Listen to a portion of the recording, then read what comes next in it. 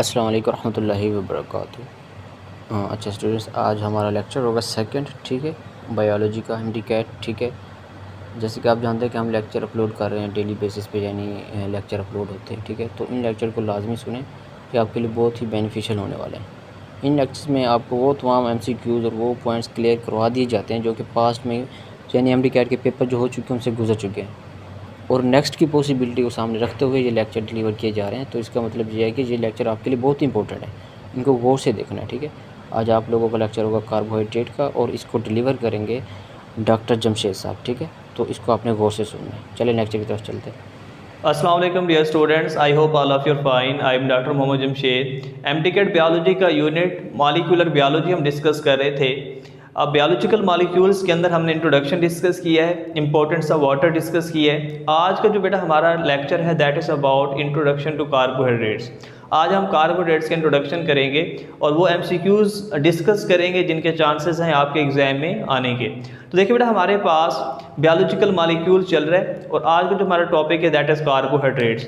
अब देखिए बेटा, हमारे पास कार्बोहाइड्रेट्स डेली लाइफ के अंदर हम खाते भी हैं, ठीक है, उनका इनटेक करते हैं। कार्बोहाइड्रेट्स बेसिकली आपकी बॉडी के अंदर जाकर आपको एनर्जी प्रोवाइड करते हैं। अगर आपसे पूछ लिया जाता है कि immediate source of energy body के अंदर क्या है, कार्बोहाइड्रेट्स हैं, लिपिड्स हैं, प्रोटीन्स हैं, तो बेटा आपकी बॉडी के अंदर जो इमीडिएट सोर्स है एनर्जी का दैट इज कार्बोहाइड्रेट। ग्लूकोज को बेटा ब्रेक डाउन किया जाता है in the presence of oxygen आपकी बॉडी में, और उससे एटीपी बनाई जाती है।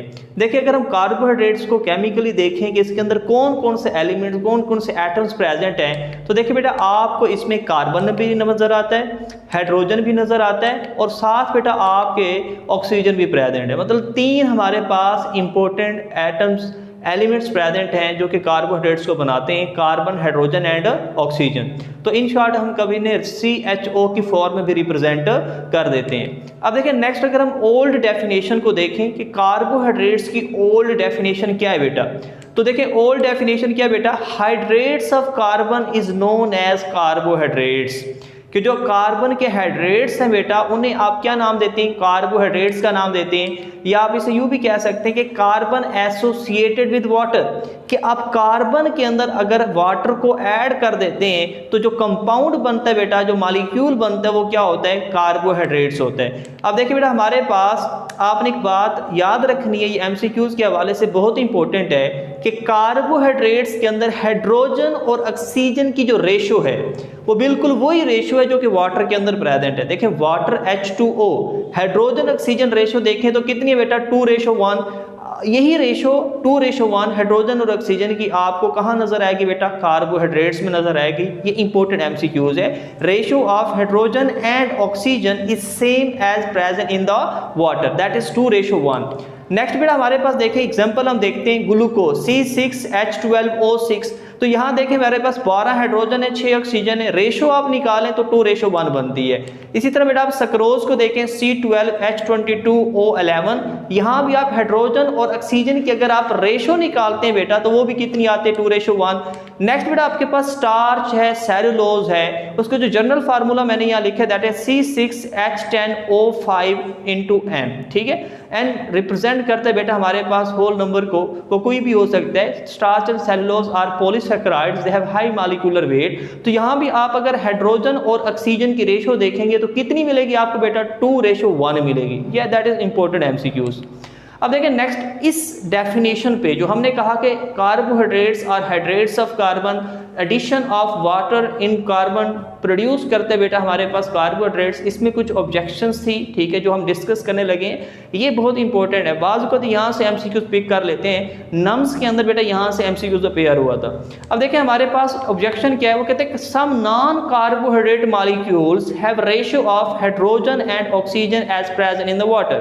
कि कुछ ऐसे भी मॉलिक्यूल्स हैं, अगर हम इसी डेफिनेशन पे रिलाई करते हैं ना कि वो कंपाउंड बेटा कार्बन का जिसमें हाइड्रोजन और ऑक्सीजन की रेशो कितनी है बेटा, 2:1 है, उसे आप क्या नाम देते हैं बेटा, कार्बोहाइड्रेट्स का नाम देते हैं। अब देखिए बेटा, हमारे पास ऐसे भी कुछ नॉन कार्बोहाइड्रेट मॉलिक्यूल्स प्रेजेंट हैं जिनके अंदर हाइड्रोजन और ऑक्सीजन की रेशो 2:1 है, but they are not carbohydrates. तो ये नॉन कार्बोहाइड्रेट मॉलिक्यूल्स कुछ प्रेजेंट हैं, जैसा कि हमारे पास बेटा एसिटिक एसिड है। अब एसिटिक एसिड के अंदर देखें बेटा हमारे पास 4 हाइड्रोजन है और 2 क्या है बेटा ऑक्सीजन। यहाँ भी जो सिंपलेस्ट रेशो मिलेगी आपको हाइड्रोजन और ऑक्सीजन के अंदर वो 2:1 मिलेगी।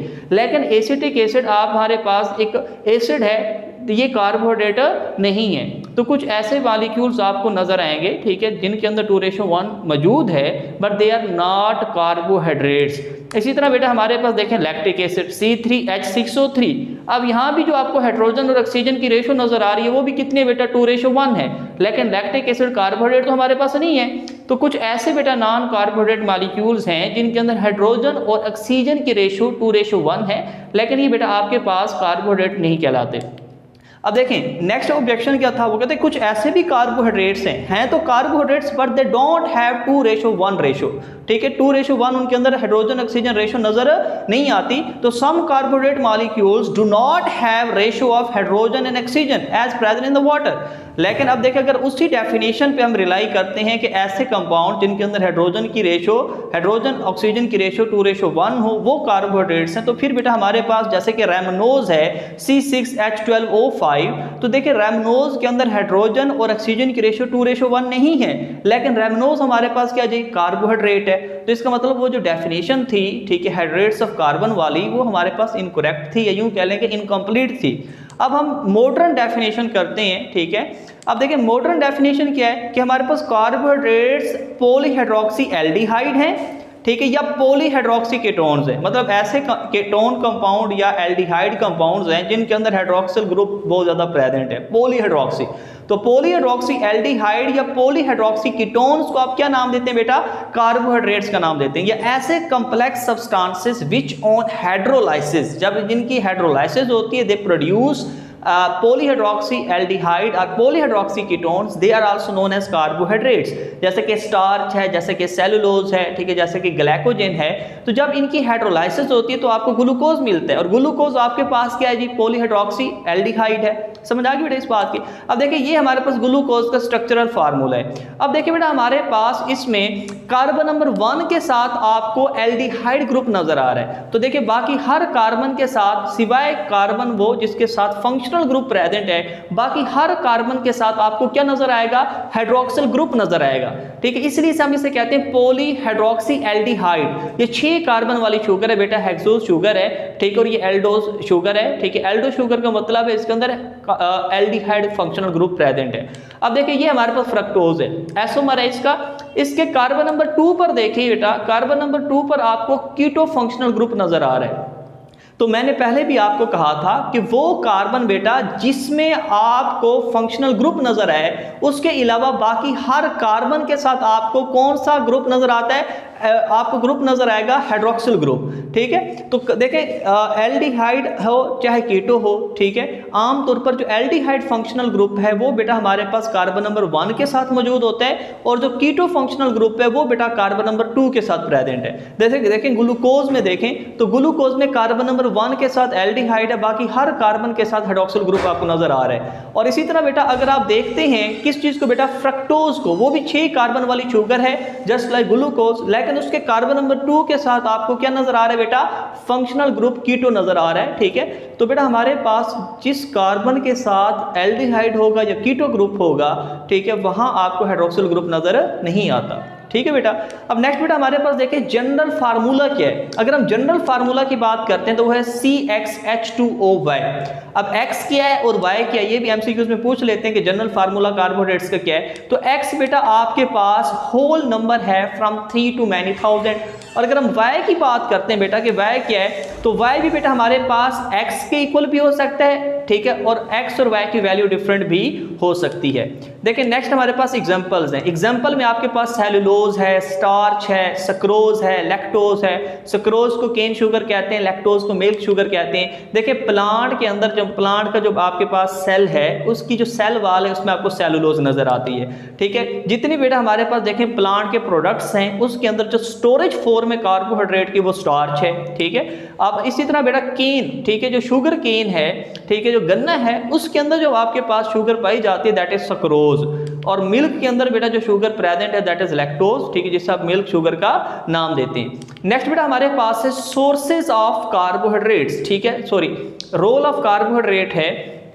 रोल स्ट्रक्चरल रोल भी हो सकता है बेटा, ठीक है, और इसका फंक्शनल रोल भी हो सकता है। तो अब देखिए स्ट्रक्चरल रोल कैसे होगा, जाके सेलुलोज है वो प्लांट सेल वाल को बना रहा है, ठीक है, इसी तरह काइटिन है वो फंजाई की सेल वाल में प्रेजेंट है, ठीक है, पेप्टाइडोग्लाइकेन है बेटा ये बैक्टीरियल सेल वाल में प्रेजेंट है, इसी तरह ग्लाइकोलिपिड्स और जो ग्लाइकोप्रोटीन्स हैं दीज आर कंजुगेटिंग मॉलिक्यूल्स, ये किसको बनाते हैं बेटा, extra cellular matrix of bacterial and animal cell. अब इसके अलावा बेटा हमारे पास जो ग्लाइकोलिपिड्स और ग्लाइकोप्रोटीन्स हैं, ठीक है, ये कंपोनेंट्स हैं किसके बेटा, बायोलॉजिकल मेम्ब्रेन के, जैसे सेल मेम्ब्रेन है या ऑर्गेनेल्स की मेम्ब्रेन्स है बेटा, जितनी भी बायोलॉजिकल मेम्ब्रेन्स हैं उनके अंदर बेटा ये कॉन्जुगेटिंग मॉलिक्यूल्स प्रेजेंट होते हैं, glycoproteins and glycolipids. Functional role को देखें बेटा तो glucose is the respiratory fuel for many cells, almost आपकी बॉडी के अंदर जितने सेल्स प्रेजेंट हैं उनका जो मेन फ्यूल है बेटा एनर्जी प्रोड्यूस करने के लिए वो क्या है जी, ग्लूकोज है। और हमारे पास फ्रक्टोज जो इसका एसोमर है, ठीक है, तो फ्रक्टोज ये इंपॉर्टेंट एमसीक्यूज है बेटा, अक्सर पूछ लिया जाता है, ये रेस्पिरेटरी फ्यूल है एक सेल का, that is male gamete that is sperm, ठीक है, तो स्पर्म जो चीज को एनर्जी प्रोड्यूस करने के लिए इस्तेमाल करते हैं बेटा वो क्या है, फ्रक्टोज है। तो fructose is respiratory fuel for sperm cell. Next बेटा हमारे पास सोर्स है कार्बोहाइड्रेट्स का। देखिए नेचुरल सोर्स की बात करें तो आपको पता है कि जो ऑटोट्रॉफिक ऑर्गेनिजम्स हैं जैसे कि ग्रीन प्लांट्स हैं, ठीक है, वो करते क्या है, एटमॉस्फेयर से कार्बन डाइऑक्साइड पकड़ते हैं, जमीन से वाटर लेते हैं, in the presence of sunlight chlorophyll observe करते हैं बेटा सनलाइट को, ठीक है, और वो कन्वर्ट कर देते हैं बेटा सोलर एनर्जी को इनटू द केमिकल एनर्जी और ग्लूकोज बना देते हैं, ठीक है, ग्लूकोज कार्बोहाइड्रेट है, मोनोसैकेराइड है।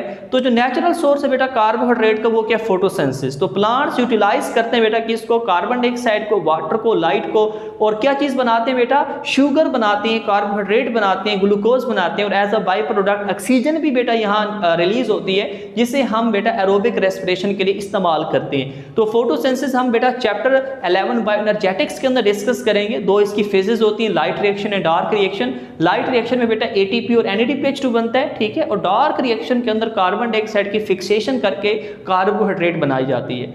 तो देखिए बेटा हमारे पास आज का जो टॉपिक था, ठीक है, जो हमने डिस्कस किया दैट इज इंट्रोडक्शन कार्बोहाइड्रेट्स का। इंशाल्लाह नेक्स्ट लेक्चर के अंदर हम लेकर आएंगे मोनोसैकेराइड्स, ठीक है, मोनोसैकेराइड्स को कंप्लीटली हम डिस्कस करेंगे, ठीक है, तब तक बेटा अल्लाह हाफिज़।